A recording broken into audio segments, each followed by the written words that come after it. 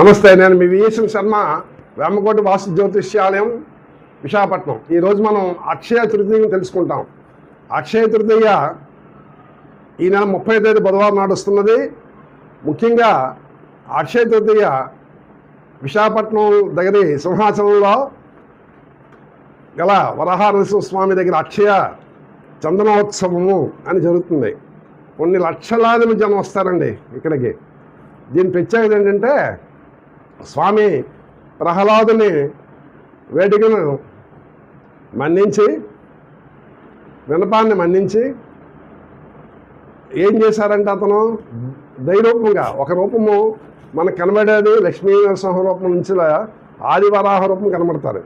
అంటే వరాహము ఆది వరాహ రూపంలో మనకి ముఖం కనబడుతుంది. తోక సింహము, ఇది ద్వైరూపం అండి. ఎక్కడ కూడా లేదు, భారతదేశం మొత్తం మీద లేదు. ఇది పురాణగా దీనికి ఉన్నది.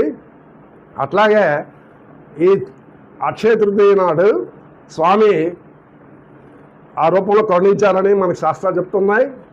ఈరోజు అందరూ కూడా సింహాచల వెళ్ళి శ్రీ వరాహ నరసింహస్వామిని దర్శించుకోండి, అనంత పుణ్యఫలాన్ని పొందండి.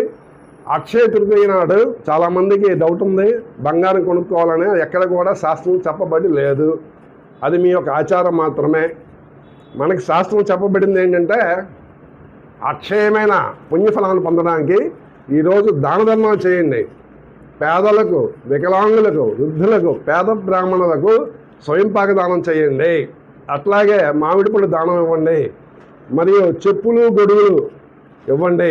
అనంతమంది పుణ్యఫలాన్ని ఇస్తాయి. మీకే కాకుండా మీ యొక్క సంతానానికి కూడా అక్షయమైన పుణ్యఫలాన్ని ఇస్తాయని శాస్త్ర ప్రవచనము. తప్పకుండా ఆచరించండి. మన సనాతన గొప్పతనం ఏంటంటే, ప్రతి పండుగకి సమాజాన్ని ఉద్ధరించే పండుగగా మనం మలుచుకుంటాం. ఈ వేసవికాలంలో చాలామంది దాహార్తులు ఉంటారు. వారు దాహం తెచ్చినాకే చలివేంద్ర ఏర్పాటు చేస్తున్నారు. అట్లాగే పేదలకి చెప్పులు గొడుగులు దానం చేయండి, వారిని ఎండతాపం నుంచి కాపాడడానికి. అంటే మన యొక్క సనాతన గొప్పతనం ఏంటంటే, అందరి జీవుల్లో కూడా దేవుని చూడడం. అంతే, సర్వ మానవ సమానత్వాన్ని చాటేది ఒక్క సనాతన ధర్మమే. ఇతరులను హింసించడం ఎక్కడ కూడా మన మతంలో లేదు, మన సనాతన ధర్మంలో లేదు.